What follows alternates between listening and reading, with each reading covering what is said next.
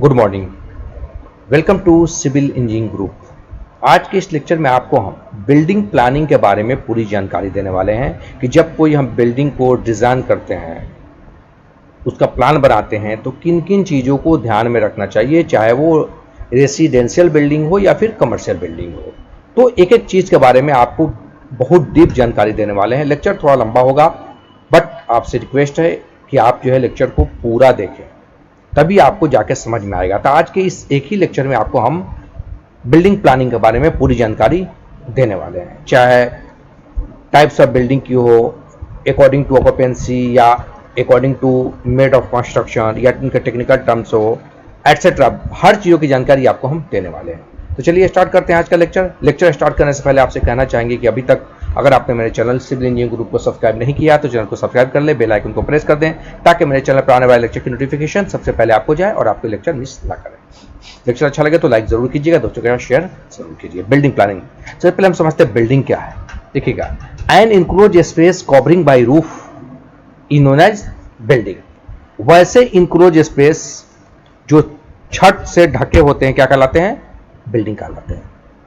अब building construction का मतलब होता है कि जब हम किसी बिल्डिंग को बनाते हैं तो जिस पर्पस से बनाते हैं, चाहे रेजिडेंशियल पर्पस हो तो रेजिडेंशियल, कमर्शियल पर्पस हो तो कमर्शियल, वो पर्पस को पूरा करे, ठीक है, तो उसको हम बिल्डिंग कंस्ट्रक्शन के नाम से जानते हैं। प्लानिंग ऑफ बिल्डिंग, जैसा कि मैं आपको बता रहा था, मेरा जो है प्लानिंग ऑफ बिल्डिंग का मतलब होता है कि बिल्डिंग के डिफरेंट रूम के साइज एवं उनके लोकेशन को निर्धारित करना, ठीक है, कौन रूम कहां पर होगा, डाइनिंग रूम किधर होगा, ड्राइंग किधर होगा, बेडरूम किधर होगा, ठीक है, एटसेट्रा। तो इन सब चीजों को अरेंज करने का पूरा प्रोसेस मेरा प्लानिंग ऑफ बिल्डिंग कहलाता है। तो इसको आपको समझना होगा, ठीक है। साथ ही साथ एक बात और आपको बताते चले कि जब कोई भी आप काम करते हैं तो आपको एक प्लान तो बनाना ही पड़ता है। बिना प्लान बनाए कोई काम नहीं कर सकते हैं, ठीक है। तो एक सिविल इंजीनियर जब उसके पास कोई काम आता है कि हमको एक कंस्ट्रक्शन यहाँ बनाना है, उसको साइड दी जाती है, तो फिर उसको पहले प्लान करके देखता है और क्या क्या चीज़ों को ध्यान में रखना चाहिए, इन सब चीज़ों के बारे में आपको जानकारी देने वाले हैं। चलिए आगे बढ़ते हैं और देखते हैं technical terms use in building planning. तो बिल्डिंग प्लानिंग में कौन कौन से टेक्निकल टर्म्स है उसको हमको देखना है। देखिए यहाँ पर हम दोनों प्रोसेस से सिखा रहे हैं, जैसे कि हम आपको पहले भी बता चुके हैं कि एक तो अगर आप कॉम्पिटिशन एग्जाम की तैयारी करें उसके लिए, और प्लस आप अगर काम करना चाहते हैं तो कैसे करेंगे, किन किन चीज़ों को ध्यान में रख के करेंगे, इन सब चीज़ों की जानकारी आपको देने वाले हैं। टोटली जानकारी बस आज की इस एक लेक्चर में। Technical terms use in building planning. सबसे पहले बात करते हैं अल्टरेशन की, ठीक है। अल्टरेशन का मतलब होता है रद्द-बदल, मतलब मकान में रहने वाले की अदला बदली, ठीक है, या फिर उनकी जो है बिल्डिंग की कंस्ट्रक्शन में रूम को जोड़ देना, बरांडा को जोड़ देना, एटसेट्रा, ये सब क्या कहलाता है? अल्टरेशन कहलाता है, ठीक है। अप्रूव्ड का मतलब होता है कानूनी रूप से जब हम बिल्डिंग के पासिंग मैप को पास कराते हैं तो ये वो क्या कहलाता है? अप्रूव कराते हैं। अथॉरिटी का मतलब होता है जो जिसको पावर दी जाती है अप्रूव करने की, जिसके हाथ में ये पावर दी जाती है कि आप इसको देखिए, जाके वो होते हैं कि अधिकारी आते भी हैं, आप जहाँ कंस्ट्रक्शन आपका बन रहा है वो देखते भी हैं कि आपने जो मैप दिया है उसके अकॉर्डिंग काम हो रहा है कि नहीं, ठीक है। तो वो जिनको पावर दी जाती है, ठीक है, कानून द्वारा, ठीक है, वो अथॉरिटी पूरी कहलाती है। बेसमेंट का मतलब होता है तखाना। तो जमीन के नीचे आंशिक रूप से या पूर्ण रूप से बना हुआ कंस्ट्रक्शन क्या कहलाता है? बेसमेंट कहलाता है, ठीक है। अब मेरा अगला है बिल्डिंग हाइट। देखिए कुछ समझना है, बिल्डिंग हाइट किसको कहते हैं, ठीक है। बिल्डिंग हाइट कहां से हम मेजर करते हैं, कई बार ये बहुत सारे कॉम्पिटिशन एग्जाम में पूछ चुका है, ठीक है। तो बिल्डिंग हाइट का मतलब होता है बिल्डिंग से मिली जो रोड या गली होती है, ठीक है, उसके सेंटर से, ठीक है, छत तक की ऊंचाई आपकी बिल्डिंग हाइट कहलाती है। स्लोपी रूफ वाले मकान के लिए बिल्डिंग हाइट गली या रोड के लेवल से बाहरी दीवार की ऊंचाई तक मापी जाती है, जहां तक वहां स्लोप होता है। समझ गए होंगे। तो रोड या गली के केंद्र से छत तक की ऊंचाई क्या कहलाती है? बिल्डिंग हाइट कहलाती है, ठीक है। अगला है मेरा जो है बिल्डिंग हाइट हो गया, बालकोनी छूट गया था। अगला है मेरा बालकोनी। बालकोनी का मतलब होता है बिल्डिंग के बाहर या वॉल के बाहर प्रोजेक्टेड भाग जो आने जाने या बैठने के लिए यूज किया जाता है क्या कहलाता है? बालकोनी कहलाता है। बिल्डिंग हाइट हो गया। बिल्डिंग लाइन, ये बहुत महत्वपूर्ण है। इस चीज को, तमाम चीजों को समझने के लिए डिस्क्रिप्शन में हम लिंक दे देंगे जिसमें बिल्डिंग बे लॉज पर मेरा लेक्चर है, उसको आप जरूर देखिएगा ताकि वहां से आपको बिल्डिंग बे लॉज समझ में आ जाए। ठीक है, तो बिल्डिंग लाइन की अगर बात करते हैं, बिल्डिंग लाइन का मतलब होता है बिल्डिंग की प्लिंथ से सड़क की ओर वह आउटर लाइन जहां तक आप कानूनी रूप से बिल्डिंग बना सकते हैं, वो क्या कहलाती है? आपको बिल्डिंग लाइन कहलाती है। ठीक है, कवर्ड एरिया, कवर्ड एरिया का मतलब होता है प्लॉट एरिया का में वह क्षेत्र जहां तक आप कंस्ट्रक्शन बनाते हैं वो आपको कवर्ड एरिया कहलाता है। आप दिखाना चाहेंगे प्लान है मेरे पास। इसमें कवर्ड एरिया का मतलब होता है टोटल जहां तक हमारा छत है, जो ढका हुआ भाग है, वो मेरा यहाँ क्या कहलाता है? वो मेरा कवर्ड एरिया कहलाता है। ठीक है, जो भी देख रहे हैं आप, मान लीजिए कि प्लॉट जितना में है उतना में कंस्ट्रक्शन हम नहीं बनाते हैं, तो जो छोड़ देते हैं वो एरिया नहीं काउंट करेंगे। जिस पर छत है उसको हम क्या कहेंगे? कवर्ड एरिया कहेंगे। इसमें कुछ चीजें ऐसी हैं जो कवर्ड एरिया में आपको काउंट नहीं की जाती हैं, आपको याद है, उसको हम आपको बता देंगे कि कौन कौन सा ऐसा है जो आपको कवर्ड एरिया में काउंट नहीं किया जाता है। ठीक है, उसमें आप जो है कवर्ड एरिया में आपको कुआं पहले होता था, कुआं उस पर बनाया हुआ कोई निर्माण कार्य, ठीक है, नर्सरी, जलाशय एवं जो है वो जो है ट्रंक कुंज जो होते हैं, वाटरफॉल, ठीक है, उनको नहीं मापा जाता है। ठीक है, पेड़ के चारों तरफ जो चबूतरा होता है उसको हम नहीं कहते हैं। ठीक है, बेंच वगैरह जो बना होता है बैठने के लिए, उनको भी हम कवर्ड एरिया में मेजर नहीं करते हैं। बाउंड्री वाल बिना मंजिल के अगर है, पोर्टिको बिना ढकी, ठीक है, पोर्टिको बिना ढकी सीढ़ी, जो छज्जा होता है मेरा, वो भी आपको कवर्ड एरिया में नहीं आता है। पुल या सीवर, ठीक है, ये सब भी कवर्ड एरिया में नहीं आता। तो आपको वो जो है इसको जानना होगा कि कवर्ड एरिया में क्या आता है, क्या नहीं आता, आपको मैंने बता दिया। ठीक है, अब मेरी बारी है छज्जा और सनशेड। छज्जा बिल्डिंग के डोर या विंडो के ऊपर, ओपनिंग के ऊपर कह सकते हैं, वर्षा और धूप से बचने के लिए जो बनाए जाते हैं वो छज्जा कहलाते हैं। ये कई तरह से बनते हैं, इनके अलग लेक्चर हम इस पर देने वाले हैं कि छज्जा का डिजाइन के बारे में आपको बताएंगे हम। ठीक है, detached of building, detached of building का मतलब होता है वैसे बिल्डिंग जिसके वाल या रूफ आसपास से बने हुए बिल्डिंग से दूर हो, एक दूसरे को छूते नहीं हो, तो डिटेच्ड ऑफ बिल्डिंग कहते हैं।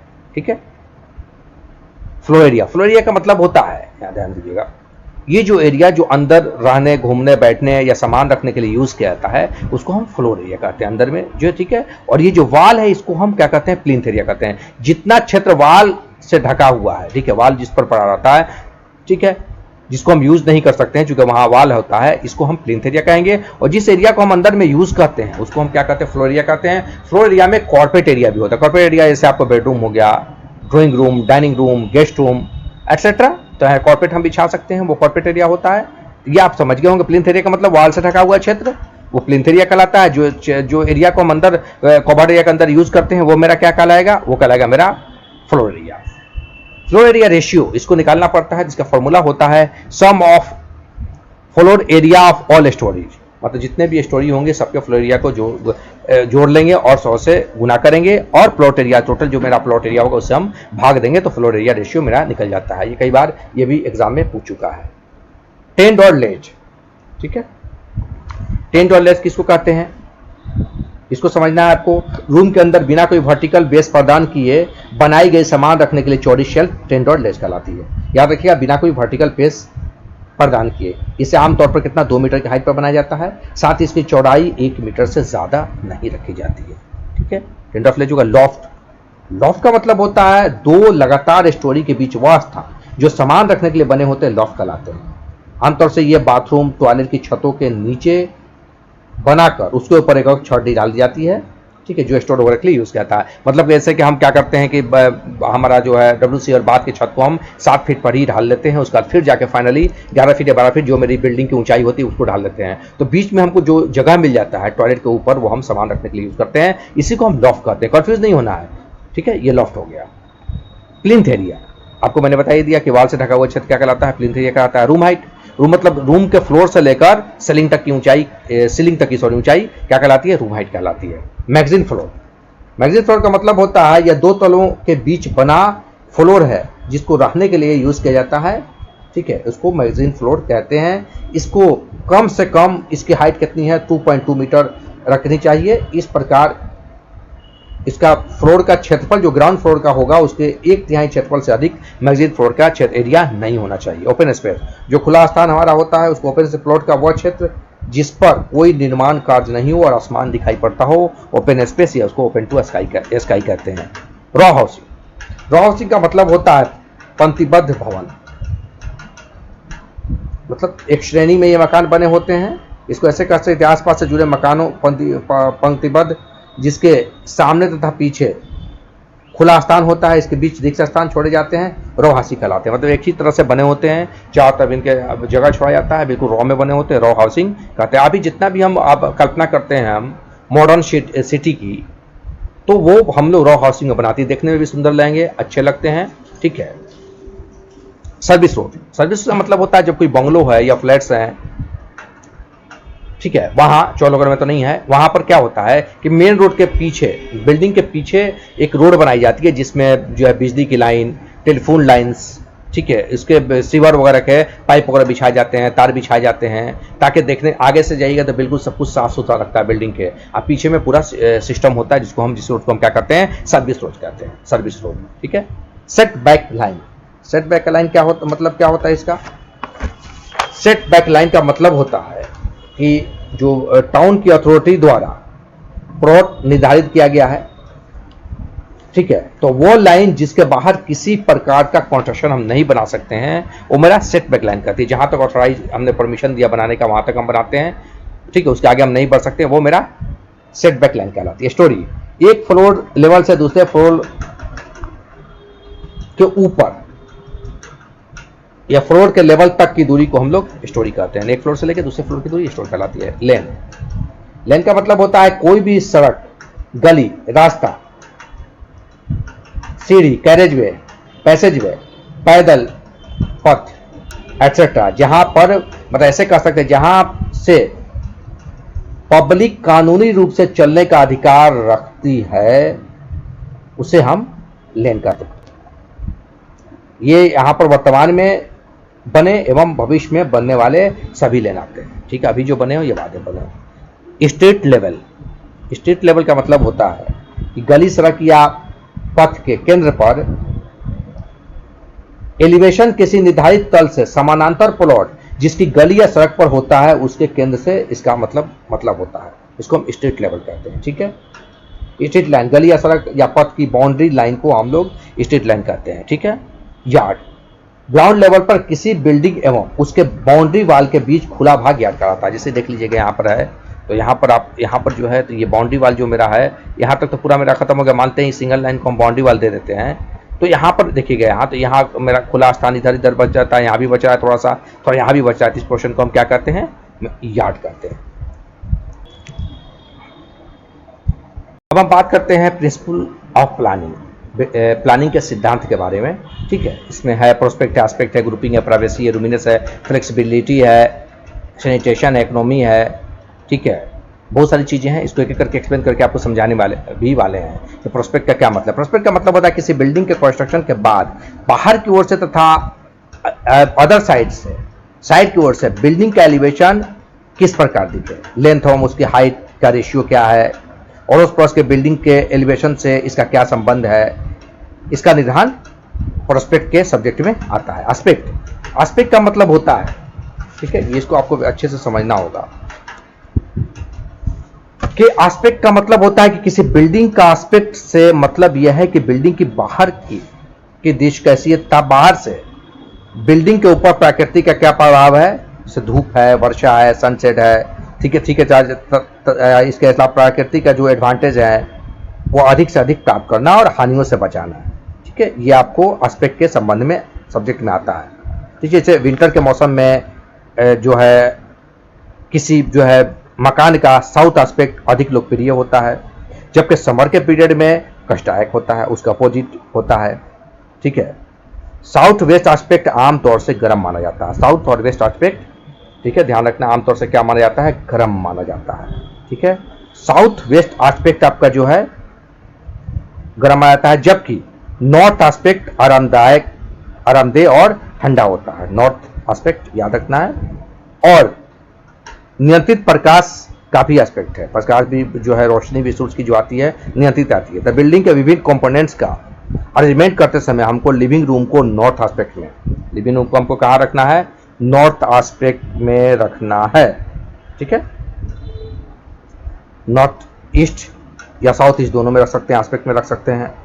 बेडरूम को साउथ ईस्ट या साउथ वेस्ट दोनों में आप कर सकते हैं, साउथ ईस्ट में एस्पेक्ट में या साउथ वेस्ट में कर सकते हैं। स्टडी रूम को जो है नॉर्थ एस्पेक्ट में, तथा किचन को अनिवार्य रूप से एकदम कंपल्सरी ईस्ट एस्पेक्ट में होना चाहिए, क्योंकि किचन में हमारी जो है महिलाएं जो है होती हैं, तो काफ़ी देर उनका वक्त उसमें व्यतीत होता है, तो आरामदायक और ठंडा होना चाहिए। ठीक है, रोशनी भी उसके प्रकाश भी उसमें आना चाहिए, तो अनिवार्य उस पर किचन को हम लोग जो है ईस्ट एस्पेक्ट में रखते हैं। हमने यहाँ मेंशन भी किया है किसको कहाँ रखते हैं। ठीक है, अब आता है ग्रुपिंग।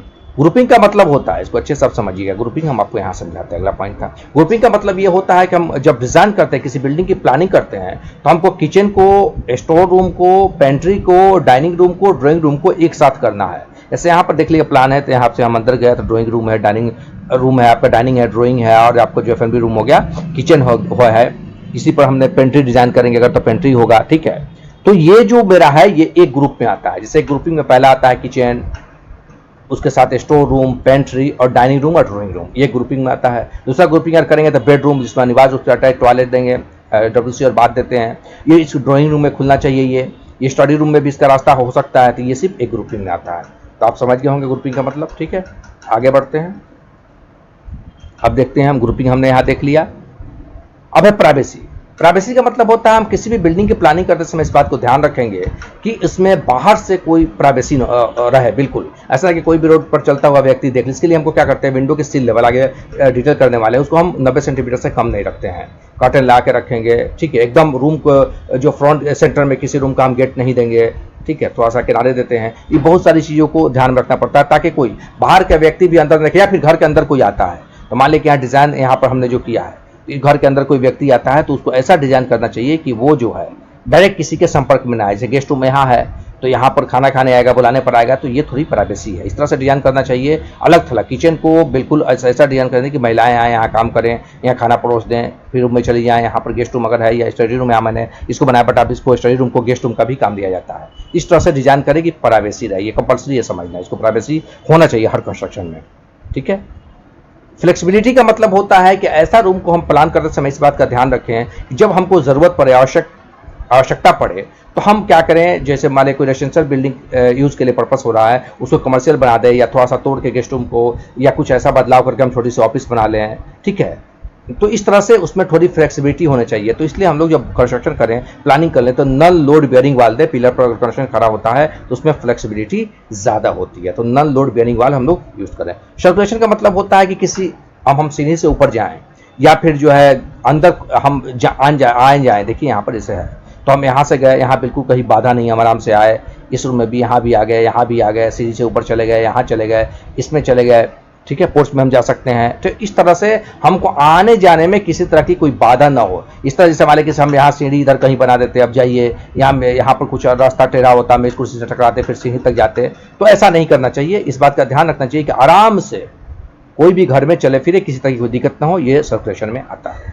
ठीक है, फर्नीचर आपका जो बात हो गया, फर्नीचर रिक्वायरमेंट्स या फर्नीचर, ये बहुत इंपॉर्टेंट है। इसके लिए क्या है कि हमने यहाँ टेबल भी दिया है, इसमें एक फर्नीचर की साइड। जब आप रूम को डिजाइन करें तो फर्नीचर लगा के अलग अलग डायरेक्शन में, एस्पेक्ट के अकॉर्डिंग, वास्तु के अकॉर्डिंग, वास्तु भी आपको नेक्स्ट लेक्चर में पढ़ाने वाले हैं, वास्तुशास्त्र, तो उसमें जो है आप देख लें कि कितना जगह बचता है। क्या विंडो, हम बेड लगाने के बाद मेरा विंडो तो खोलने में दिक्कत नहीं है, डोर खोलने में तो दिक्कत नहीं है। तो इस तरह से ये फर्नीचर का जो साइज है उसके अकॉर्डिंग आप रूम में अरेंज करके एरिया निकाल के चेक कर लें कि कोई दिक्कत तो नहीं हो रही है। ये फर्नीचर में रिक्वायरमेंट्स में आता है, किस तरह की फर्नीचर हम देते हैं, उसकी साइज का टेबल हमने ऑलरेडी यहाँ दे दिया है। सैनिटेशन बहुत इंपॉर्टेंट चीज़ है। इसमें हमको सैनिटेशन में समझना है कि मेरा जो भवन है उसमें लाइट और भवनों की जो है गर्म करना। ठीक है, तो ये जो है वेंटिलेशन, लाइट, ठीक है, क्लीननेस, इन सब चीज़ों को हमको सैनिटेशन के अंदर देखना है कि जैसे सही से सूरज का प्रकाश और हवा अंदर आ रहा है कि नहीं। फिर जो है लाइट का समुचित व्यवस्था, हवा का आना जाना, ठीक है। इसमें बहुत सारी लाइट को जैसे देखते हैं कि बिल्डिंग में सभी रूम में दिन के समय में नेचुरल लाइट मिले, ठीक है। आर्टिफिशियल लाइट की उसमें फिर भी समुचित व्यवस्था होना चाहिए क्योंकि आपको पता है कि सूर्य का प्रकाश अगर अंदर आता है तो कोई कीटाणु जो होते हैं वो नहीं पनपते हैं, ठीक है। और नहीं अगर फिर कीटाणु पनपते हैं तो घर में रहने वाले लोग बीमार पड़ेंगे, डैम्पनेस होगा घर में। वेंटिलेशन की इसमें व्यवस्था करनी होती है, इसमें वेंटिलेशन भी आता है सैनिटेशन में। तो वेंटिलेशन का मतलब होता है बिल्डिंग का डिज़ाइन इस प्रकार से हमको करना चाहिए, उसके हर रूम में फ्रेश एयर आवश्यकता अनुसार पहुँचे, प्राकृतिक वायु को हर रूम में समुचित मात्रा में पहुँचने में कोई कठिनाई नहीं हो, ठीक है। फिर उसे कृत्रिम तरीके जैसे एक्सट्रैक्ट फैन की सहायता से पहुँचाना चाहिए, ठीक है, ताकि जो है कमरे में टेम्परेचर कम रहे। इन सब चीज़ों को ध्यान रखना कि फ्रेश एयर रहे, गंदी हवा जल्दी से बाहर निकल जाए, सब सैनिटेशन के अकॉर्डिंग आता है। इकोनॉमी का मतलब सबसे इम्पोर्टेंट है। इकोनॉमी का मतलब होता है कि जब हम देखिएगा अपना इकोनॉमी में हम देखते हैं कि जब कोई हम डिज़ाइन करें किसी प्लान को तो हमको ये समझना होगा कि ज़्यादा खर्च ना हो। जैसे बिना मतलब का हम जो है ज़्यादा विंडो ना लगाएं, बिना मतलब के बहुत सारी डिज़ाइन हम नहीं बनाएं जिससे मकान जो है क्या होगा, महंगा हो जाएगा। इसमें सबसे इंपॉर्टेंट है कि प्लान बना के हम देख लेते हैं। जैसे एक प्लान मैंने इसके लिए बनाया है, ठीक है, इसमें अगर जो है ये इकोनॉमिक ज़्यादा है, दूसरा प्लान बना के देखेंगे कि कॉलम जो मेरा सीधा सीधा रहे। कॉलम मेरा सीधा रहेगा तो कम पाइल लगेगा, जब कम पाइल लगेगा पहले फाउंडेशन कम होगा तो खर्च भी कम होगा, ठीक है। तो ये टोटल है कि बार बार एक ही प्लॉट पर 3-4 बार प्लान बना के चेक कर लेना चाहिए, ठीक है। जो सबसे सस्ता हो और उसमें वो फैसिलिटी मिले जिसके हिसाब से हम उसको डिज़ाइन करना चाह रहे हैं, जो व्यक्ति डिज़ाइन कर रहे हैं या करवा रहे हैं, तो फिर उसको उस प्लान को हम लोग उस पर भवन बनाना चाहिए, ठीक है। एलिगेंस का मतलब होता है सौंदर्य से होता है, मतलब कि जो मकान बन जाए देखे तो जैसे देखने में सुंदर लगे, ठीक है। अब जो है अंदर सारी फर्टिलिटी के साथ साथ जो मेरा बिल्डिंग है वो देखने में अच्छा लगे, ये बहुत ही इंपॉर्टेंट है, ठीक है। इसको भी हमको ध्यान में रखना चाहिए, ठीक है। और जो है ये सबसे ज़्यादा इंपॉर्टेंट इसमें है सैनिटेशन, ये ज़रूरी है। इसमें हम जो है एक्सट्रैक्ट फैन लगा के दूसरी हवा को बाहर निकालते हैं, एयर कंडीशनर लगाते हैं, दैट्स सब कुछ सैनिटेशन के अकॉर्डिंग आता है, ठीक है। फ्लेक्सिबिलिटी का मतलब होता है नम्रता, देखिए किसी भी रूम को विभिन्न कार्यों या आवश्यकता के अनुसार उपयोग में लेने की जो है सरलता नम्रता कहलाती है। कई बार जैसे हम देखते हैं कि हम देखिएगा कि स्टडी रूम को क्या करते हैं, हम गेस्ट रूम के तौर पर यूज़ करते हैं, तो ये फ्लेक्सिबिलिटी थोड़ा सा होना चाहिए, ठीक है। जैसे समय आने पर जो है बिल्डिंग में कोई उत्सव, पार्टी या आदि छोटे बड़े कार्यक्रम होते हैं तो पर्दा हटाकर उस जगह को एक करके उपयोग किया जा सके, मतलब जो है पर्दा लगा दिया फिर पर्दा हटा लिया, तो इस तरह से थोड़ी सी फ्लेक्सिबिलिटी होना चाहिए कि बिल्डिंग को अलग अलग पर्पज से हम यूज़ कर सकें, ठीक है। अब मेरा बारी है जो आपका प्रैक्टिकल कंसिडरेशन, व्यवहारिक दृष्टिकोण का मतलब है इसमें कुछ चीज़ों को समझना है कि पहला जैसे समझते हैं कि भवन का निर्माण एक ही बार होता है, बार बार तो ये होता नहीं है, कई पीढ़ियों तक वो चला जाता है। इसको मजबूत होना चाहिए, कठोर होना चाहिए। किसी भी हालत में धन की कमी के कारण इसके मेन पॉइंट्स को हमको कमजोर नहीं करना है। भवन में रहते रहते कई बार रद्द-बदल की भी, अल्ट्रेशन की भी आवश्यकता होती है, इसको भी ध्यान में रखना है, ठीक है। भवन की सुंदरता उसका कैसा लगे, देखने में कैसा लगे, इन सब चीज़ों को ध्यान रखना है। भवन में स्वच्छता, रोशनी, हवा का भी होना चाहिए। पानी जो यूज़ कर रहे हो आसानी से कैसे बाहर निकले, ड्रेनेज सिस्टम पूरा टोटल हर चीज़ों को हमको प्रैक्टिकल कंसिडरेशन में देखना होता है। एस्पेक्ट हम आपको ऊपर बताया था, यहाँ बता दें कि ड्राइंग रूम को हमने लिख भी दिया, नॉर्थ ईस्ट और साउथ ईस्ट एस्पेक्ट में बनाते हैं। बेडरूम को ईस्ट जो है साउथ ईस्ट और साउथ वेस्ट में बनाते हैं। इसको जानना बहुत ज़रूरी है। आपको जब भी आप कोई भी प्लानिंग करेंगे तो इसको ध्यान में रख के, एस्पेक्ट को ध्यान में रख के करेंगे, इस रूम को कहाँ बनाना है, ठीक है। इंडियन स्टैंडर्ड के अकॉर्डिंग इसको हम आपको पढ़ा रहे हैं। किचन को ईस्ट एस्पेक्ट में अनिवार्य रूप से आपको बनाना है, ठीक है। बात करते हैं बिल्डिंग प्लानिंग की। थोड़ा सा हम यहाँ पर और भी मन था कि और डिटेल में इसको करें, बट हम थोड़ा शॉर्ट लेके चल रहे हैं। कारण यह है कि लेक्चर बहुत लंबा हो जाएगा, 1 घंटा का हो जाएगा, जिसको आप देखिएगा नहीं, तो इसमें स्किप कीजिएगा जिससे आपको समझ में नहीं आएगा। बहरहाल बिल्डिंग प्लानिंग की बात करते हैं तो बिल्डिंग प्लानिंग में सबसे बड़ी चीज़ आप देखिएगा कि यह है प्लान।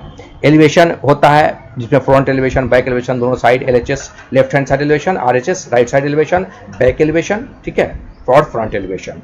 क्रॉस सेक्शन हो गया आपका और लॉन्गिट्यूडिनल सेक्शन हो गया। प्लान का मतलब जैसा कि आप देख पा रहे हैं, इसको हम प्लान करते हैं। इसमें हमको रूम की लंबाई, चौड़ाई, डोर कहाँ पर है, खिड़की मेरा किधर है, ठीक है, कौन रूम किधर है, लोकेशन उनका कहाँ है, वो सब यहाँ पर हमको प्लान से समझ में आ जाता है। एलिवेशन से हमको ये समझ आता है कि बिल्डिंग देखने में कैसा लगेगा, सामने से, बैक से या फिर दोनों साइड से, ये एलिवेशन बनाने में हमको क्लियर होगा। तो जब हम पासिंग मैप बनाते हैं तो प्लान, एलिवेशन, सेप्टिक टैंक का पूरा detail, specification, site plan, layout plan, key plan, ठीक है, जो है ओपनिंग, शेड्यूल ऑफ ओपनिंग, इन सब चीज़ों को बनाते हैं। Foundation detail, septic tank detail, trace plan, इन सब चीज़ों को हम पासिंग मैप में बनाते हैं। आगे के लेक्चर में आपको हम एक पूरा पासिंग मैप दिखाकर समझाने वाले हैं। तो समझ गए एलिवेशन से आप क्या समझते हैं? क्रॉस सेक्शन जैसे यहाँ से हम एक्स वाई यहाँ काट दिया, यहाँ काट देंगे तो सेक्शन से हमको पूरा पता चलता है कि फाउंडेशन में कौन सा है। मान लीजिए अब आप काम करा रहे हैं तो आपको मुंह से कोई जाके नहीं बोलेगा कि आपको क्या कैसा क्या देना है। पहले प्लान, बड़े बड़े जब काम होते हैं बड़े बड़े साइट पर तो क्या होता है, प्लान बनता है, प्लान के बाद सब कुछ सेक्शन तैयार होता है, लॉन्गिट्यूडनल सेक्शन, क्रॉस सेक्शन, इससे हम समझते हैं। जब सेक्शन हम यहाँ से मानते हैं एक्स वाई हमने काट दिया तो हम दीवार कटेगा तो हमको वाल कटेगा तो हमको पता चलेगा कि कौन सा फाउंडेशन इसमें दिया हुआ है, कितने स्टील बार प्रोवाइड किए गए हैं, ऑल डिटेल सेक्शन में होता है, ठीक है। और लॉन्गिट्यूडनल सेक्शन का मतलब होता है कि हम यहाँ से यहाँ काट के यहाँ तक देख लिया, फिर यहाँ से हम इधर आ गए, फिर यहाँ से ऐसे काटा, ठीक है, फिर ऊपर चले गए ऐसे काटा, ये लॉन्गिट्यूडनल सेक्शन है। तो ये प्लान, एलिवेशन, तो all elevation, cross section, longitudinal section बनना चाहिए। ये जब बनेगा इसको देखी के ही इंजीनियर आगे काम करवाते हैं, तो ये कंपल्सरी बनता है। प्लान आपको यहाँ दिखा के समझा भी रहे हैं हम। अब हम बात करते हैं यहाँ arrangement of room, there purpose. Room का अरेंजमेंट उनके पर्पस के हिसाब से हम कैसे करेंगे उसके बारे में हम यहाँ पर टोटली आपको अच्छे से समझाने वाले हैं और बात करने वाले हैं। फिर आगे चलेंगे और उसको अच्छे से हम रेजिडेंशियल, कमर्शियल जो भी मेरी बिल्डिंग है उसको हम समझेंगे। सबसे पहले हम बात करते हैं आप बेडरूम की, ठीक है। तो बेडरूम हमारा जो है शयन कक्ष जिसको हम कहते हैं, वो कैसा होना चाहिए, कहाँ बनाना चाहिए। तो बेडरूम जो है दो तरह के बनते हैं, एक बेडरूम, एक मास्टर बेडरूम। तो बेडरूम में सबसे पहला पॉइंट अनिवार्य रूप से जिस एस्पेक्ट में आपको अभी बताया है कि किस एस्पेक्ट में बनना, उस एस्पेक्ट में बनाना तो है, ठीक है। साथ ही साथ उसमें एक दीवार, बेडरूम की एक वाल जो है बाहर की ओर जरूर खुलना चाहिए, जिससे फ्रेश एयर और जो है फ्रेश एयर और रोशनी, लाइट अंदर आ सके। साथ ही साथ इसमें अनिवार्य रूप से आपको बेडरूम में टॉयलेट अटैच होना चाहिए। आज के इस मॉडर्न युग में तो अटैच होता ही होता है, एक टॉयलेट WC और बाथ अटैच होना चाहिए। इसका एक वाल बाहर की ओर खुलना चाहिए। कभी भी देखिए यहाँ पर मैंने डिजाइन किया बेडरूम को, इसका वाल बाहर की ओर हमने दिया है, क्यों? क्योंकि हम विंडो को बाहर लगा सकें, ठीक है। गेस्ट रूम, गेस्ट रूम का मतलब होता है वो रूम जहाँ पर हम आने वाले अतिथि को सम्मान के साथ रखते हैं, ठीक है, वो मेरा गेस्ट रूम कहलाता है। तो बेडरूम की साइज 100 स्क्वायर फीट से कम नहीं होना चाहिए किसी भी हाल में नहीं, और उसका वन लेंथ 9 फीट से कम नहीं होना चाहिए। इसको भी समझते हैं। हालांकि हम इसका साइज हम आपको इंडियन स्टैंडर्ड ने जो निर्धारित किया उस साइज हम का टेबल दिए हुए हैं, वहां पर आपको जाके समझाने वाले हैं, तो यहाँ हम साइज नहीं बताएंगे, ठीक है।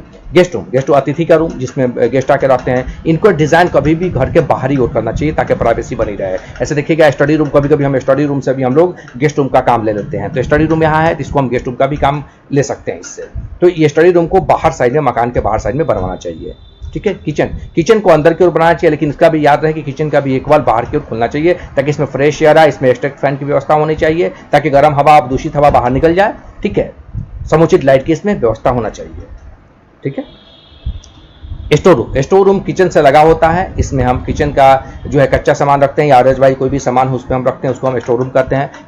पेंट्री का मतलब होता है जैसे किचन, स्टोर और पेंट्री और डाइनिंग, ये चारों एक ग्रुप है। तो पेंट्री में पका हुआ खाना जहां पर हम रखते हैं उसको हम क्या कहते हैं? पेंट्री रूम कहते हैं। डाइनिंग रूम जहाँ पर जैसे ये देख लीजिएगा, यहाँ बैठ के हम यहाँ जहाँ खाते हैं उसको हम क्या कहते हैं? डाइनिंग रूम कहते हैं। ड्राइंग रूम जहाँ पर परिवार वाले बैठते हैं, सोफा लगा होता है, टीवी लगी होती है, जहाँ पर एक साथ बैठ के टीवी देखते हैं, ठीक है, बैठते हैं, बातचीत करते हैं, उसको रूम को हम क्या कहते हैं? डाइनिंग रूम कहते हैं। इसको फैमिली रूम भी हम कहते हैं, ठीक है।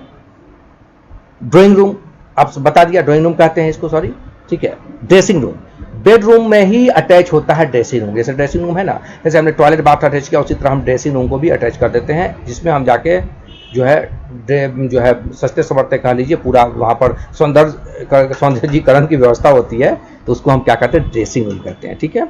उसमें हम ड्रेस वगैरह चेंज करते हैं, तमाम चीज़ें जो है वो करते हैं।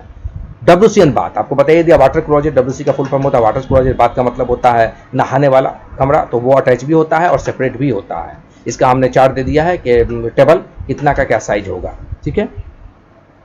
वरांडा कभी भी फ्रंट पे बनाना चाहिए और इनकी जो चौड़ाई है वो 2 मीटर तक रखना चाहिए, ठीक है, 2 मीटर से कम आपको नहीं रखना चाहिए। 1.80, 1.80 से कम आपको बरामदा नहीं रखना चाहिए, ठीक है।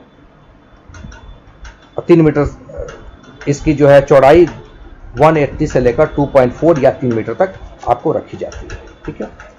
गैरेज का मतलब गाड़ी खड़ा करने की जगह इनके साइज 10 × 12 से कम नहीं होना चाहिए, 10 × 12 फीट से कम नहीं होना चाहिए। इनको घर के आगे फ्रंट में हम इसको बनाते हैं, जहाँ पर हम गाड़ी रखते हैं उसको गैरेज कहते हैं। कॉरिडोर, जहाँ पर रूम में और जो आसानी से हम आ जा कर सके उसको कॉरिडोर कहते हैं। या ऐसे कह सकते हैं कवर्ड एरिया बिल्डिंग में होता है जिसकी मदद से बिल्डिंग के डिफरेंट रूम में स्वतंत्रता से आज़ादी से आ जा सकें, वो कॉरिडोर कहलाते हैं। यहाँ कॉरिडोर नहीं है क्योंकि हमने बीच में ड्राइंग और डाइनिंग दे दिया, तो ये दूसरे सब रूम को कनेक्ट कर रहा है, देख रहे हैं आप यहाँ से, तो ये जो है नहीं खर्चा। अब देखिएगा जैसे यहाँ हमने किया बेडरूम को यहाँ से अटैच है, तो अगर इसको गेस्ट रूम बनाते हैं तो ये यहाँ से अटैच नहीं होगा, इसको ध्यान में रखना है। यहाँ से बंद होगा, इसको हम लैंडिंग के नीचे से यहाँ से अटैच कर देंगे, ठीक है। इसको यहाँ से हम यहाँ डोर दे देंगे, यहाँ पर डी लगा देंगे और इसको हम गेस्ट रूम इजली बना लेंगे, ठीक है। कॉरिडोर हो गया।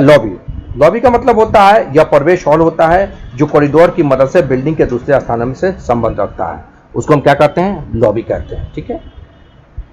अगला मेरा है पोर्च। पोर्च का मतलब होता है, यहाँ पर आपको पोर्च हमने बनाया है।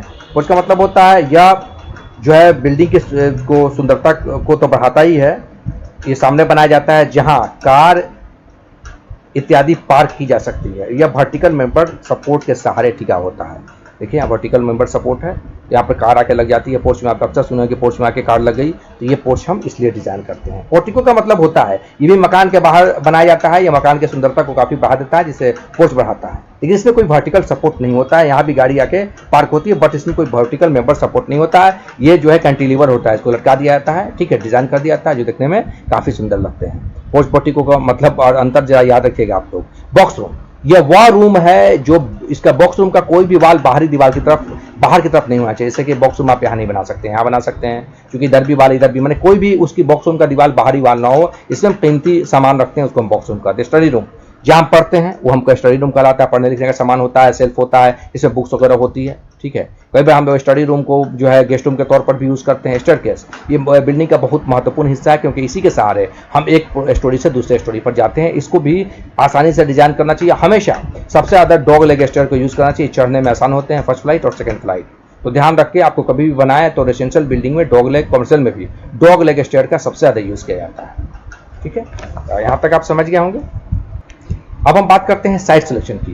कभी भी कोई बिल्डिंग की प्लानिंग तो बाद में हम करते हैं, सबसे पहले जब साइट पर जाते हैं तो साइट का सिलेक्शन हमको कैसे करना चाहिए, ये सबसे इंपॉर्टेंट है, ठीक है। इस साइट का सिलेक्शन करते समय हमको किन किन चीज़ों को ध्यान में रखना चाहिए, हम यहाँ लिख दिया है, साथ ही साथ आपको विस्तार में समझाते हैं। पहला जो मेरा है, बिल्डिंग के लिए साइट का सिलेक्शन सबसे पहले तो डेवलप कॉलोनी या भविष्य में डेवलप होने वाली कॉलोनी में करना चाहिए, क्योंकि इस प्रकार के साइट में बने बिल्डिंग रहने वाले लोगों के प्रति व्यवस्था, ठीक है, और मान सम्मान को बढ़ाता है तथा उनका रहन सहन सुखमय होता है। साइट का सिलेक्शन केवल अप्रूव्ड कॉलोनी में ही करना चाहिए, ठीक है, करना चाहिए। अप्रूव्ड कॉलोनी में नहीं करेंगे तो फिर जो है आपको स्कूल, कॉलेज, हॉस्पिटल की व्यवस्था नहीं होगी। अप्रूव्ड कॉलोनी में करेंगे तो बच्चों के लिए school, hospital, telephone line, market, water tank, sewer line, पानी की सप्लाई, सब कुछ वहाँ पर होगा। तीसरा, साइट को ऊंची जगह पर सेलेक्ट करना चाहिए कि वर्षा के दिनों में वहाँ पर पानी नहीं भरे। अगला, साइट का जो सब सॉइल है वो अच्छा होना चाहिए, ब्लैक कॉटन सॉइल वगैरह नहीं होना चाहिए, ताकि फाउंडेशन महंगा न देना पड़े, सस्ता फाउंडेशन हो। साइट पर सूर्य का प्रकाश और फ्रेश एयर पहुंचता हो। साइट मनमोहक और लुभावना होना चाहिए। इन सब चीज़ों को ध्यान में रख के ही जो है साइट का करना चाहिए। कभी कभी तो लोग ज़मीन खरीदने से पहले इंजीनियर को ले आके दिखाते हैं कि ये साइट कैसा है, हम ले कि नहीं ले, इस पर मकान बनवाना है। साइट की जो सब सॉइल है, हानिकारक तत्व जिसमें खनिज, लवण इत्यादि हो, वो नहीं होना चाहिए। साइट जल्दी भरा गया हो ऐसी जगह पर नहीं होना चाहिए, ठीक है, और साइट पर फ्लड वगैरह नहीं आना चाहिए। इन सब चीज़ों को ध्यान में रख के हमको साइट सिलेक्शन कर फिर उस पर मकान बनवाना चाहिए। हम बात करते हैं क्लासिफिकेशन ऑफ बिल्डिंग का वर्गीकरण। ये दो प्रकार से किया जाता है, पहला बेस्ट ऑफ ऑक्यूपेंसी, दूसरा best of types of construction. तो बेस्ट ऑफ ऑक्यूपेंसी में बिल्डिंग जो है 9 प्रकार की होती है। Residential building, educational building, industrial building, assembly building, mercantile building, institution building, storage building, business building, hazardous building, ठीक है। तो ये इतने तरह के बिल्डिंग है जो आपको एक जो बेस्ड ऑन ऑक्यूपेंसी के आधार पर होते हैं। चलिए समझते हैं। सबसे पहले रेजिडेंशियल बिल्डिंग, रहायशी भवन जिसको कहते हैं, आवासीय भवन। यह भवन जिसमें मनुष्य के रहने, सोने, खाना बनाने व खाने की व्यवस्था हो, उसे हम रेजिडेंशियल बिल्डिंग कहते हैं। ठीक है। इसको सुख सुविधाओं को यहाँ पर हमने एक एक लाइन में इसका एक्सप्रेशन भी दे दिया है, साथ ही साथ आपको समझाने जा रहे हैं सुख सुविधाओं को ध्यान में रखकर इसको बनाना चाहिए। ठीक है। तमाम एस्पेक्ट प्रोस्पेक्ट को ध्यान में रखना चाहिए। मकान ऐसा हो कि सर्दी धूप वर्षा आदि का जो है कोई प्रभाव ना पड़े, उसका आप लाभ भी उठा सकें, हम उनके दुष्प्रभाव से बच सकें। ठीक है। और जो है हिंदू धर्मशास्त्रों में माना जाता है कि यदि भवन का मुख दक्षिण की ओर हो तो अच्छा नहीं होता। तो मुख का जो हिंदू धर्मशास्त्रों के अनुसार मुख जो है दक्षिण की ओर नहीं बनाना चाहिए। ठीक है। और अगर कमर्शियल भवन है तो उसका मुंह दक्षिण की ओर रखने में कोई आपत्ति, कोई प्रॉब्लम नहीं है, लेकिन रेजिडेंशियल बिल्डिंग को आपको नहीं रखना चाहिए। जैसे आजकल देखते हैं कि निर्माण की लागत कम करने के लिए दीवारों की मोटाई को क्या किया जाता है, कम कर दिया जाता है। ठीक है। जो है बरामदों की चौड़ाई न्यूनतम रखी जाती है। ऐसी स्थिति में यह महत्वपूर्ण हो जाता है कि भवन का मुख को उनके कमरों का जो आपको डेवलप है इस प्रकार किया जाए कि भवन में अधिक से अधिक सुख सुविधाएं मिल सके। ठीक है। तो ये रेजिडेंशियल बिल्डिंग को सोच समझ के और सही से डिजाइन किया जाता है। एजुकेशनल बिल्डिंग जैसे रेजिडेंशियल बिल्डिंग है, बहुत सारी चीज़ें हैं कि सूर्य का प्रकाश लाइट वगैरह जो आपके बारे में मैंने आपको बता दिया था, कैसे कैसे इसको डिज़ाइन करेंगे, किस तरह से डिज़ाइन करेंगे। ठीक है। इन सब चीज़ों को की जानकारी आपको हमने दे ही दी थी। अगला मेरा है जिसको हमको समझना है, दूसरा मेरा है एजुकेशनल बिल्डिंग। एजुकेशनल बिल्डिंग का मतलब होता है शिक्षण भवन। यह भवन जिसका उपयोग शिक्षण कार्यों के लिए किया जाता है वो एजुकेशनल बिल्डिंग कहलाते हैं। उदाहरण स्कूल, कॉलेज एटसेट्रा। तो यहाँ देख लीजिएगा एजुकेशनल बिल्डिंग आपको हो गया। Industrial building. ठीक है। आगे मेरा है तीसरा है इंडस्ट्रियल बिल्डिंग। ठीक है। इंडस्ट्रियल बिल्डिंग का मतलब होता है औद्योगिक भवन। वह भवन जहां विभिन्न वस्तुओं का निर्माण अथवा विभिन्न अवयवों को जोड़कर वस्तु का निर्माण किया जाता है, औद्योगिक भवन कहलाते हैं। उदाहरण प्रयोगशाला, dairy, power plant, gas plant etcetera. ठीक है।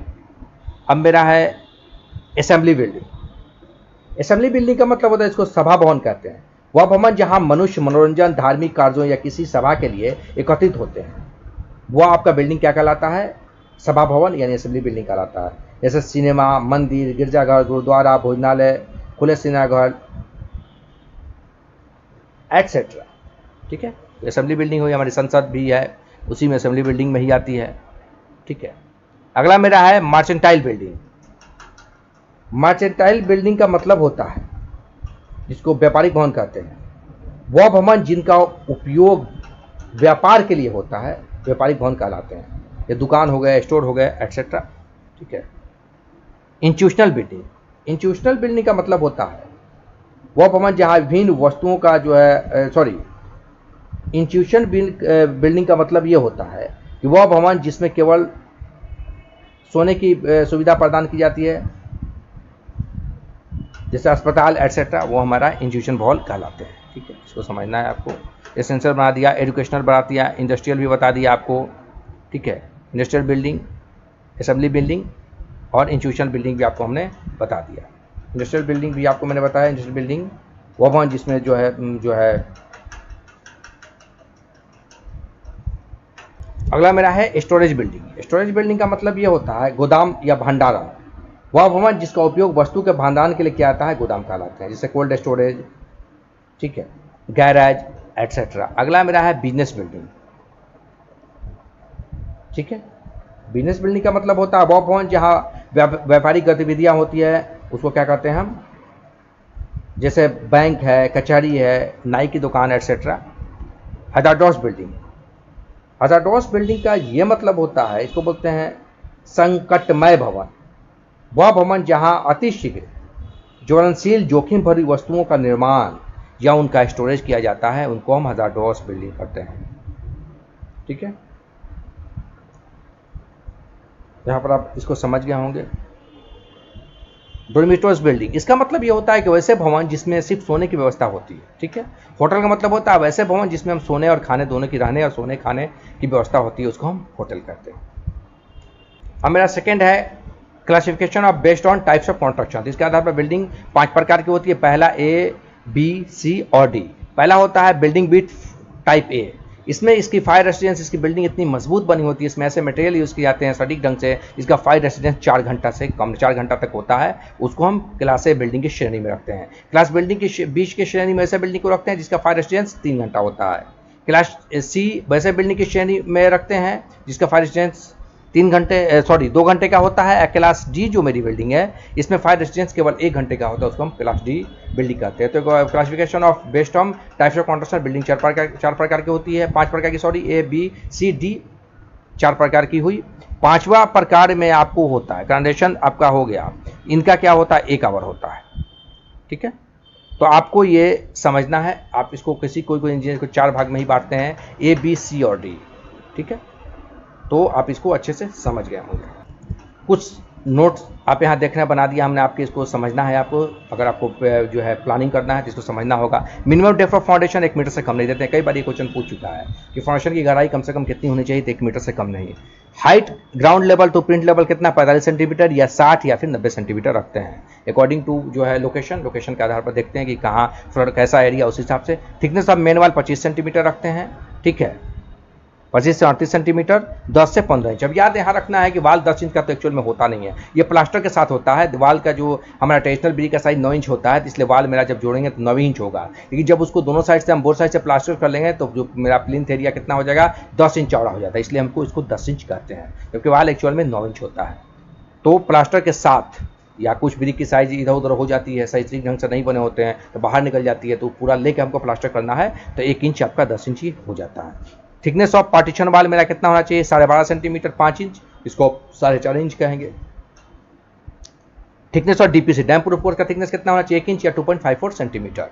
थिकनेस ऑफ रूफ स्लैब कितना होता है, 5 इंच से लेकर 6 इंच। 5 इंच यदि 10 mm का बार हम प्रोवाइड किए हैं, 6 इंच अगर हम जो है 12 mm का बार प्रोवाइड किए हैं। कभी कभी ऐसा होता है कि कभी साइट पर देखने को मिलता है कि मैप में लिखा हुआ है कि 12 mm का स्टील बार देना है और छत की थिकनेस लिखा हुआ है 5 इंच, तो पॉसिबल ही नहीं है। स्लोप लेके 4.5 इंच हो जाएगा, 5 इंच और 4.5 इंच, इसमें आपको हम 12 mm का बार प्रोवाइड नहीं कर सकते हैं। तो याद रखिएगा 12 mm का जब बार प्रोवाइड करेंगे तो जो रूफ की थिकनेस कितनी हो जाएगी, 6 इंच। ठीक है, 10 mm का बार प्रोवाइड करेंगे तो फिर उसकी कितनी थिकनेस होगी, 4.5 से लेकर 5 इंच तक। देखिएगा size of doors and window, ये समझना बहुत जरूरी है। इंडियन स्टैंडर्ड के अकॉर्डिंग हमने यहाँ दिया है आपको। यहाँ पर सीरियल नंबर है, नेम है, सिंबल है, टाइप्स है, ठीक है, सील लेवल है, साइज है, फीट और मीटर दोनों में हमने दिया। पहला डोर, जिसको किससे देखिएगा समझिएगा, डी से प्लान में तो हम पूरा लिखते नहीं है, तो हम डी लिखेंगे, D1 D2 D3 तक लिखते हैं, W1 W2 W3। विंडो को हम लोग W से डिनोट करते हैं और डी को जो है इसको डी से, डोर को डी से। ऐसे इसमें हमको टाइप्स भी लिखना होता है शुरू ओपनिंग में। यहाँ पर डोर है मेरा तो डी से हमने इंडिकेट किया। पैनल ग्रेडेड है। सिल लेवल आपका जो है डोर में सिल लेवल नहीं होता क्योंकि फ्लोर लेवल पर लगे होते हैं। और कितना साइज है, 120 × 210, 4 × 7 फीट का ये होगा। 7 फीट तो फिक्स है 4, तो ठीक है। तो ये आपको हो गया डी, उसे D1 मेरा 100 मीटर × 210 या फिर 110 × 210। ये मेन डोर में, दोनों डोर जो है मेन दरवाजा में यूज़ किए जाते हैं, ठीक है। और जो है ये जो रूम आपका है 3.5 फीट × 7 फीट, ये आपका जो हो गया ये बेडरूम में यूज़ किए जाते हैं। 110, ये 110 × 210 भी मेन डोर में और 120 × 210 भी मेन डोर में यूज़ किए जाते हैं, ठीक है। अब बेडरूम में भी यूज़ किए जाते हैं सेकंड वाले, ये डी नहीं, D1। D2 की अगर बात करते हैं तो 90 × 210 सेंटीमीटर, 3 × 7 फीट, और इनका सिल लेवल भी 0 होगा। ये आपको स्पेशली जो है ये आपको किचन में यूज़ किए जाते हैं। D2 अगर मेरा है तो ये आपको बाथरूम में यूज़ किए जाते हैं, 75 × 210 सेंटीमीटर, ठीक है। इस तरह window W, panel glazed 90, seal in करेंगे, यहाँ सील आ गया, मतलब फ्लोर से कितना ऊपर है 90 सेंटीमीटर, 150 × 120, 5 × 4 फीट, ठीक है। 120 × दूसरा जो W1 होगा, W2 और W1 और W2 भी वेंटिलेशन हमने 60 × 45 सेंटीमीटर का दिया, ठीक है। फिट में भी यहाँ हमने मेंशन किया है, तो आप यहाँ से इसको नोट कर लेंगे और बिल्कुल याद कर लेंगे। ये आप जब याद रहेगा तो यह बिल्डिंग का जो है डिजाइन कर पाएंगे। अगला मेरा है size of room in residential building. ये बहुत इंपॉर्टेंट है, इंडियन स्टैंडर्ड के अकॉर्डिंग ये साइज आपको मैंने दिया है।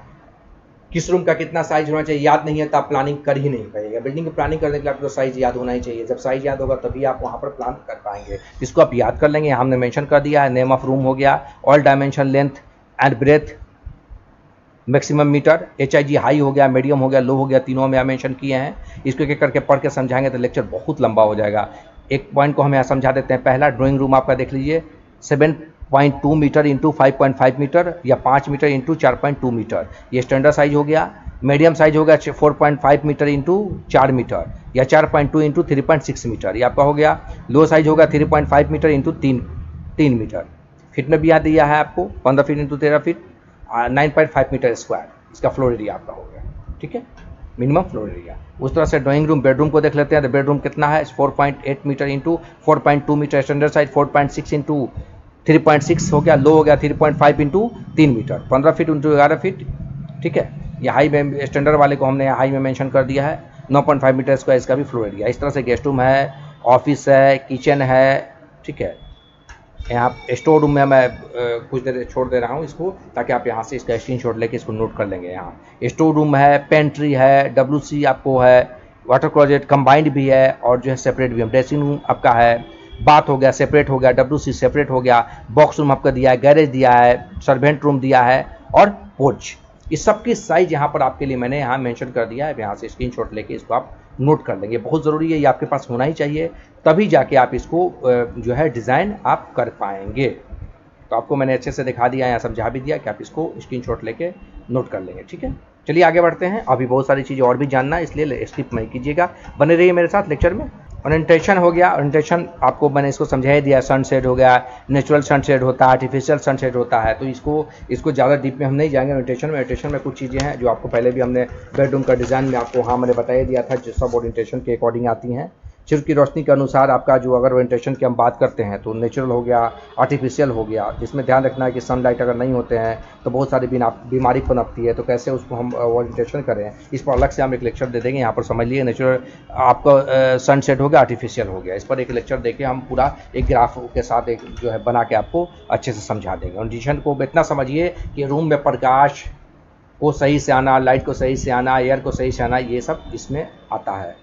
वास्तु के हिसाब भी इसी में है कि जो है मकान के जो मेरा मुख है, मेन है, उसको के दक्षिण को नहीं रखना चाहिए जी, रेजिडेंशियल बिल्डिंग है तो एटसेट्रा। यहाँ पर समझना है फैक्टर अफेक्टिंग बिल्डिंग ओरिएंटेशन। तो ओरिएंटेशन, बिल्डिंग ओरिएंटेशन को इफेक्टिव करने वाले क्या क्या जो है प्रभावित करने वाले कारक जो आपको हो गए हैं, सोलर लाइट हो गया, विंड डायरेक्शन हो गया, रेन हो गया और लोकेशन ऑफ बिल्डिंग हो गया।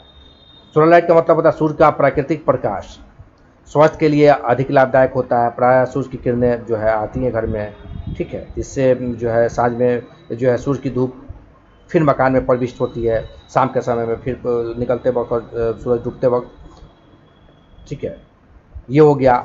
इसका भी प्रभाव पड़ता है। वह हवा, तो चूँकि हवा किस तरफ से अधिक बहती है, उस और भवन का आगे खुला स्थान छोड़कर भवन का निर्माण करना चाहिए। जो है प्रातः 8 महीने हवा इधर से चलती है, आपको ध्यान रखना है वीडियो में। 8 महीने हवा किधर चलती है, हवा दक्षिण पश्चिमी दिशा, ठीक है, दक्षिण पश्चिमी दिशा में तरफ से चलती है। शेष 4 महीने जब सर्दी होती है तो हवा का रुख अधिकतर उत्तर पूर्व की तरफ रहता है, लेकिन इस 4 महीने में जो है हवा जो का आवश्यकता बिल्कुल नहीं होती है। तो इस बात को ध्यान में रखते हुए भवन को डिज़ाइन करना चाहिए, ठीक है। तो आपको बता दिया हवा किस टाइम में किस ओर बहती है। अब हम बात करते हैं रेन। तो भवन का आयोजन बनाने के लिए वर्षा को ध्यान में, वर्षा की तीव्रता का ज्ञान होना आवश्यक है कि जिस एरिया में आप डिज़ाइन करें वर्षा कितनी होती है। भवन का जो रूम का डिज़ाइन इस प्रकार हो कि उसके कमरे में बैठने से वर्षा ऋतु का आनंद लिया जा सके, देखा जा सके वर्षा को, ठीक है। इन सब चीज़ों को ध्यान में रखना है। लोकेशन ऑफ बिल्डिंग, ये बहुत ज़रूरी है कि जो है इसमें संक्षेप में हम ऐसे कह सकते हैं कि खिड़कियों को जो है पूर्व दक्षिण पश्चिम दिशा में स्थित होना चाहिए, जिससे प्रातः व शाम में ठंडी धूप भवन में प्रवेश कर सके। भारत जैसे उष्णकटिबंधीय क्षेत्रों में भवन में आराम का काम करने के लिए निर्धारित कमरा उत्तर पूर्वी दिशा में होना चाहिए। उत्तर पूर्वी दिशा में हम रखते हैं। भवन का मुख्य प्रवेश द्वार उत्तर पूर्व दिशा में स्थित होना चाहिए। किस दिशा में होना चाहिए, उत्तर पूर्व दिशा में स्थित होना चाहिए, क्योंकि उत्तर के पूर्व की ओर भवन उसी एंगल के अक्षांश पर रहे जिस अक्षांश पर नगर पृथ्वी की भूमध्य रेखा को सापेक्ष बसता है। जैसे Delhi 28.40 degree, Mumbai 20 degree, Calcutta 22.5 degree अक्षांश पर है, ठीक है।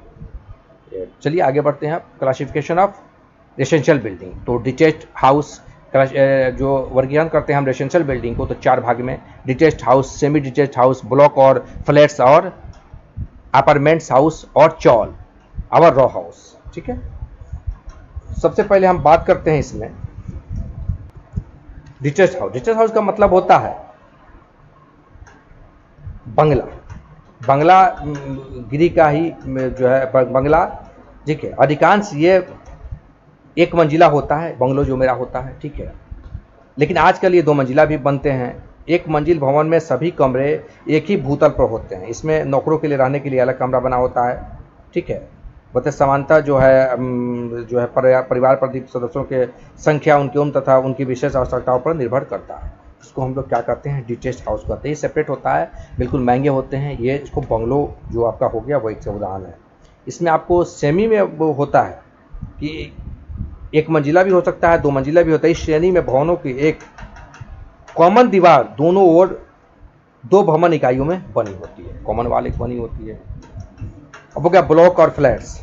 तो एक ही तल पर एक से अधिक परिवारों को रहने के लिए बनाई गई रिहायशी फ्लैट्स, रिहायशी भवन क्या करते फ्लैट्स कराती है। फ्लैट्स ऐसी जमीन पर बनाए जाते हैं जहाँ जमीन बहुत महंगी तथा आबादी अधिक होती है। एक ही फ्लैट में प्राय 2 कमरे, एक रसोई घर यानी 1 BHK या 2 BHK होते हैं। ठीक है, फ्लैट में कमरे की संख्या अधिक भी हो सकती है, कम भी हो सकती है, डिपेंड करता है कि फ्लैट आप कैसा लेता है, 1 BHK, 2 BHK, 3 BHK जैसा भी होता है। ठीक है, इसमें लिफ्ट भी लगी होती है। इमारत का जो है ब्लॉक से अगर लिफ्ट, इसी को हम लोग ब्लॉक ऑफ फ्लैट्स कहते हैं। माने एक फ्लैट नहीं होगा, कई सारे फ्लैट्स हो गए, लिफ्ट वगैरह लगी होगी। ठीक है, फ्लैट्स की इकाई जैसे LT, CY, BH ऐसे करके इसका नाम दिया जाता है, जिसमें प्राइवेसी की व्यवस्था होती है। ठीक है, एक जो फ्लैट्स में वाहन आदि को खड़ा करने के लिए पर्याप्त जो है पार्किंग भी बनाया जाता है। ठीक है, चॉल और रॉ हाउस, अगला मेरा पॉइंट है चॉल और रॉ हाउस। इस श्रेणी में भवन में प्रत्येक तल पर बहुत सी रहने वाली इकाइयाँ एक दूसरे से लगी होती हैं, एक ही साथ सड़सठ के मकान बने होते हैं, इसको रॉ हाउस कहते हैं। ठीक है, इनके पीछे बरामदे भी होते हैं। ठीक है, तो ये काफ़ी घने होते हैं, जिनको हम चॉल और रॉ हाउस कहते हैं। ये छोटे छोटे होते हैं, इनकी हाइट कम होती है, एक साथ बने होते हैं। ठीक है, तो ये इनको हम चॉल कहते हैं। नाम सुने होंगे, चॉल में हम रहते हैं, बड़े बड़े शहरों में चॉल वगैरह या रॉ हाउस बने होते हैं। ये एक साथ बने होते हैं क्रमबद्ध ढंग से। ठीक है, और इनकी हाइट कम रखी जाती है।